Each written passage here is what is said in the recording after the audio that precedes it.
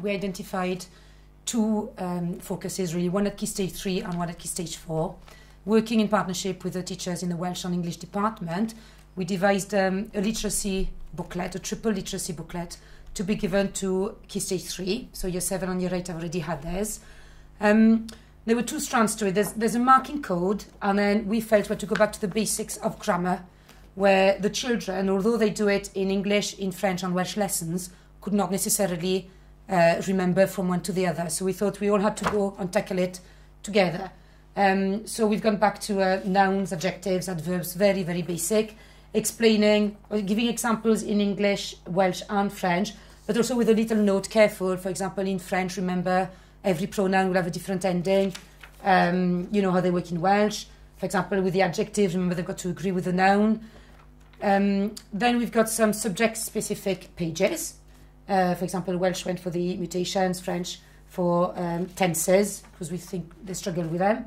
And the last few pages are a trilingual dictionary, again to promote independent learning a little bit, so that when the children find a word in one of the languages that's tricky, or they need to put it in the dictionary, we want to encourage them to go to the other two teachers and try to find in the other languages as well. The children have responded very positively to it, saying, oh, it's much easier because it's all on one page. And, you know, they have used them in class when you've got what's a noun again, or what's a verb again. Some of them are getting there, and some have had to use the booklets, but that's absolutely fine. The marking code we devised is now on display in every classroom and is being used across the curriculum now. It started with just French, Welsh and English, where we felt that rather than marking, we're correcting for the children, you know, especially the genders or the mutations in Welsh, we're just writing them in for them and feeling they were always making the same mistakes, really.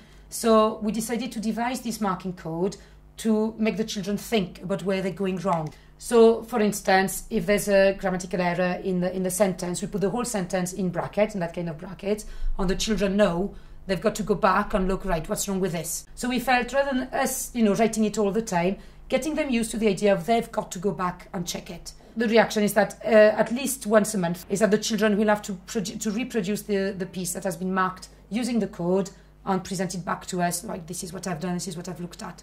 So it was in a bid to make children more independent learners. So the impact we found already, they're far more careful with their spelling, and especially capital letters and punctuation. That's already come back to us saying across the board, now they know it's going to be circled, they know it's going to be pointed out if they don't do it.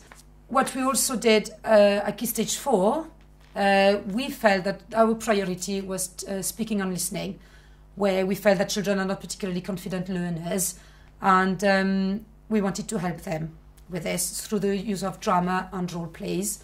So we've developed role play again. In French, they're doing a restaurant setup where they would be going with at least one or two friends to a restaurant, and they would be using tu, obviously, to speak to their friend, but they would have to use vous to speak to the waiter, to get them used to changing from the formal to the informal language.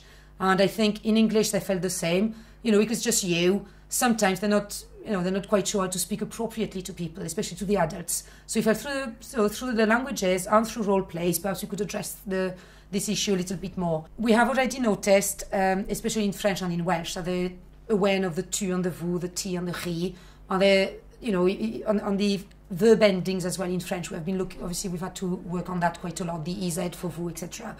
And no, the children have responded really well, and they're far more aware of it. You know, at the start it was more, oh, but it's posh. I said, no, formal doesn't mean posh, and I think we've had to break that barrier as well.